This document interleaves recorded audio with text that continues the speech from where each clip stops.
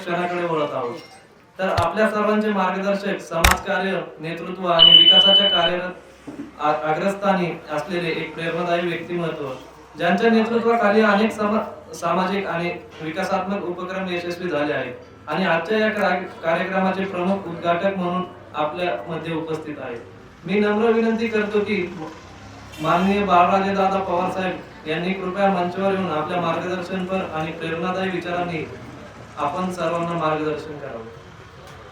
प्रचंड मोठी शक्ती आहे, फक्त दुर्लक्ष आणि धोरणाच्या अभावामुळे ह्या शक्तीचाही आपल्याला उपयोग होत नाहीये.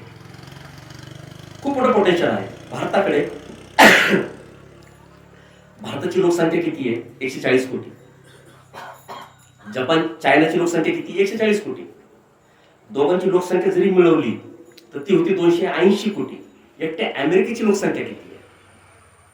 30 कोटी. त्यांच्या एकट्याची बाजारपेठ किती आहे? म्हणजे 10 चायना एकत्र जर काय केले तर 10 भारत जर काही एकत्र जर काय केले तर एका अमेरिकेची बरोबर आहे. म्हणजे काय? ती खुमखुमी, ती एकात्मिकता, ती दूरदृष्टी, अशा अनेक पैलूवरती गांभीर्यानं चर्चा, गांभीर्याने विचार आणि गांभीर्यानं अंमलबजावणी होणे गरजेचं आहे. मित्रांनो, तुम्ही शेतकरी आहेत, पण तुम्ही गाफील आहेत.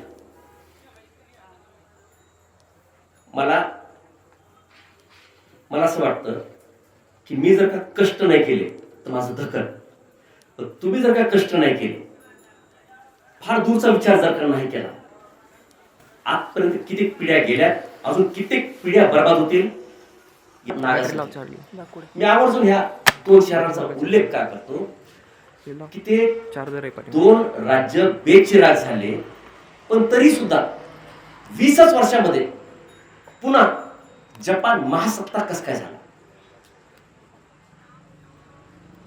म्हणजे बॉम्ब पडल्याने कुणी भिकारी होत नाही. भिकारी का झालं? मग भारताला स्वातंत्र्य होऊन 75, 77, 78 वर्ष झाली, अजूनही आपण महासत्ता का नाही? अजूनही आपल्यातली गरिबी का बाजूला जात नाही? ती खुमखुमी आपल्याला, मला एकच म्हणायचं की इथलच्या गरिबांना राग येत नाही का? चिड येत नाही का? आपण जर काय एखाद्या गावात जर का गेलो, ते गावात जर का बघितलं तर आपल्याला दिसतं काय? सर्वात ते गावाचा उकांडा झालेला दिसतो. ते गावाची कचरा, नियोजन नसतं, ते गटरीचं नियोजन नाही, पाण्याचं नियोजन नाही. माझ्याकडे मोबाईल आहे. भारतात मी कुठे जरी गेलो तर मला रेंज मिळते. माझ्याकडे वाहन आहे. भारताच्या कुठल्या कानाकोपऱ्यात जा, मला डिझेल पेट्रोल मिळतं. पण 2च गोष्टी मिळत नाहीत, एक तर लाईट आणि एक तर पाणी. ह्या 2 गोष्टी भारतामध्ये कुठंच तुम्हाला मिळणार नाहीत. जिथं समृद्धी आहे तिथंच मिळणार आहे, पण प्रत्येक ठिकाणी काही मिळणार नाही. कारण ह्या 2 गोष्टीचं वापरून फक्त आपल्या मानसिकतेतून, आपल्या ह्या चुकीच्या धोरणाने झालं. मग मला सांगा, लाईटीपेक्षा जास्त आवश्यक मोबाईल नव्हता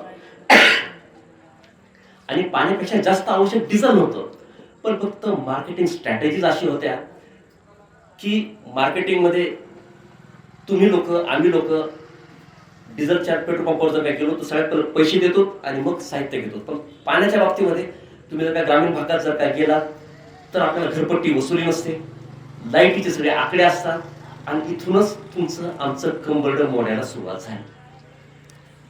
एवढे ग्रामीण भाग आहेत, सगळ्यांना फुकटचं पाणी पाहिजे असतं, फुकटचं लाईट पाहिजे असती, आणि त्याच्यातून तुम्ही जगाला मार्केटिंग करायला निघाला, जगामध्ये स्वतःची छाप पाडायला निघाला. कुठंतरी धोरण, नियोजन ह्या व्यासपीठावरून, दूरगामी विचारातून निर्माण व्हायला पाहिजेत, उभं झाले पाहिजेत. मला वाटत नाही की तुमची दारिद्र्य तुमच्या आयुष्यातून बाहेर काढायला फार काय कालावधी लागेल. जर का तुम्ही ठरवलं, तुम्ही आम्ही जर का ठरवलं, ज्याला आपण फंडामेंटल ट्रान्सफॉर्मेशन म्हणतो, त्या अनुषंगाने जर काही विचार झाला तर येणाऱ्या काही वर्षामध्ये, 2-5 वर्षामध्ये हा इथलचा प्रांत जगाच्या नकाशावरती झळकल्याशिवाय राहणार नाही. पण त्यासाठी तुमचं, आमचं प्रचंड असं योगदान लागेल, सर्व अंगाने लागणार आहे. याला राजकीय, याला शासकीय, याला प्रशासकीय, याला सामाजिक, याला शेती, ह्या सगळ्या पैलूंवरती प्रामाणिक काम होणं गरजेचं आहे. आणि असं गृहीत धरा की तुम्हाला ह्या कुठल्याच क्षेत्रामध्ये मदत मिळणार नाही, पुढारी तुम्हाला मदत करणार नाही, प्रशासन तुम्हाला मदत करणार नाही, तरी जर तुम्हाला मात करायची असेल तरी मला असं वाटतं की ह्या व्यासपीठावरती दर महिन्याला बैठक व्हावी. भाऊसाहेब काय नक्की. जेवढे तुकाराम बोरकर आहेत, जेवढे अशोकराव पठाडे आहेत, तेवढे गोळा करा. हो अशोकराव, तुमच्यासारखे जर का शेकडो जर का भेटले तर मला असं वाटतं एक छोटंसं उदाहरण द्यावंसं वाटतं, जास्त वेळ घेणार नाही. मी सकाळी सकाळी गावामध्ये फिरत असतो. रोज सकाळी 8, 8:30, 7, 7:30ला मी गेवराईच्या नगरीमध्ये, शहरामध्ये गल्ली बोळ्याने फिरत असतो. का फिरत असतो? आजही सकाळी 8 वाजता मी जवळजवळ गेवराईचे 4 ते 5 प्रभागामध्ये दौरे केले. कुठं कुठं काय काय चाललं एक एक गोष्ट बघत असतो. तिथंच थेट लोकांमध्ये गेल्यामुळे लोकांच्या तक्रारी कळतात, तसंच लोकांमध्ये गेल्यामुळं लोकांच्या अडचणी कळतात. आणि कधी कधी असं होतं की समस्या जास्त कळतात. मी लोकांना विचारतो, अशी समस्या हिच्यावर बात कशी करायची?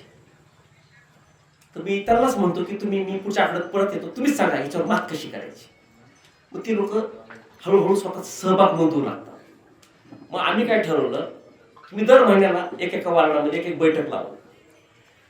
8, 8:30 संध्याकाळी 9 वाजता जेव्हा तुम्ही सगळ्यांचं जेवण खावणं झाले असेल, दुकानं वगैरे बंद करून जेव्हा तुम्ही घरी असता, निवांत असता, तेव्हाच एक बैठक लावा. बैठकीमध्ये उगाच चर्चा करा. मग त्या वार्डामध्ये आम्ही जातो, बैठकी घेतो. ती श्रंखला फक्त आम्हाला मोडायची नाही. कदाचित त्या बैठकीमधून काय निष्पन्न होईल मला आज माहिती नाही, पण मला माहिती आहे तिची दिशा जी असेल ती समाजाच्या मानसिकतेमध्ये आमूलाग्र बदल घडवण्याची तिच्यामध्ये एक, मला सांगा, शिस्तचं महत्व कोणाला माहिती येतं? जर तुम्हाला बिझनेस करायचा ना, बिझनेस, तर शेतकऱ्यामध्ये शिस्त, त्या गावामध्ये शिस्त असणं गरजेचं आहे. आता बघा, आपण फळ विक्रेते पाहतो, भाजी विक्रेते पाहतो.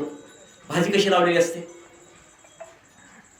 भाज्या एकदम व्यवस्थित शिग लावलेला असतो. वेगवेगळ्या भाज्या वेगवेगळ्या प्रकारच्या डिझाईन, वेगवेगळ्या प्रकारच्या साईजमध्ये ते लावलेल्या असतात. दुकानात जरी गेला तर दुकानामध्ये प्रत्येक साहित्य शिस्तीने लावलेलं असतं. मेडिकलमध्ये गेलात तर औषधं सुद्धा एकदम योग्य पद्धतीने ते ऑर्गनाईज केलेले असतात. परंतु त्याच गोष्टीचा अभाव तुमच्या आमच्या मानसिकतेमध्ये, ही मानसिकता अशी आहे की आपल्या वागण्यात, आपल्या विचारामध्ये, आपल्या दृष्टिकोनामध्ये, आपल्या धोरणांमध्ये शिस्तीचा प्रचंड अभाव आहे. जोपर्यंत तुमच्यामध्ये तो शिस्त अंगीकारली जाणार नाही, जोपर्यंत तुम्ही शिस्तीला महत्व देणार नाही, तर मला वाटत नाही की तुम्ही येणाऱ्या काळामध्ये या जगावरती राज्य करू शकता. जर तुम्हाला तुमच्या क्षेत्रातलं एखादी वस्तू विकायची असेल तर त्यासाठी तुम्हाला ते धोरण, शिस्तीचं धोरण असणं काळाची गरज आहे. ते लागलं पाहिजे. शिस्त प्रचंड असावी लागते, ज्ञान तर असलंच पाहिजे. आणि त्याच्या माध्यमातून भविष्यामध्ये ह्याच गोष्टीतून एक जर का इन्फॉर्मेशन जर का प्रॉपर जर का गोळा जर झाली तर मला असं वाटतं की आपण आपल्यापैकी कोणीतरी चांगला, आता एखाद्या इथे आता कृषी सहाय्यक आहेत, गिरी साहेब आहेत, त्यांनाही जगाचा अभ्यास असतो. त्यांनी अनेक तालुक्यांमध्ये, अनेक जिल्ह्यांमध्ये, राज्याच्या अनेक भागांमध्ये त्यांनी दौरे केलेले असतात. त्यांच्या अनेक कार्यालयाचा त्यांना अनुभव आहे. परंतु ह्या छोट्या छोट्या खाली कार्यक्रमातून जर का छोटा छोटा विचार केला तर हे छोट्या छोट्या गोष्टी भविष्यामध्ये एक मोठं क्रांती घडू शकतात. म्हणतात ना, एक चांगला विचार ज्यावेळेस सामान्य माणसं स्वीकारतात, एक चांगला विचार जे सामान्य माणसं स्वीकारतात, तो चांगला विचार सामान्यांकडनं असामान्य कृती करून देतो. आणि जर का असामान्य कृती करायची असेल तर चांगला विचार शिस्तीनं तुम्ही आम्ही सगळ्यांनी अंगीकारला पाहिजे. देवपिंपरीमध्ये किती शेतकरी आहेत, देवपिंपरीमध्ये काय मार्केटिंग करायची आहे, देवपिंपरीचा बाजार काय, मी तुम्हाला सांगितलं. मी जसं माझ्या गावामध्ये फिरत असतो तर मी सकाळी पाहतो काही दुधाचे व्यापारी असतात, दूध काढतात कॅन घेऊन, चौकात चौकात असतात. प्रत्येकाला वाटतं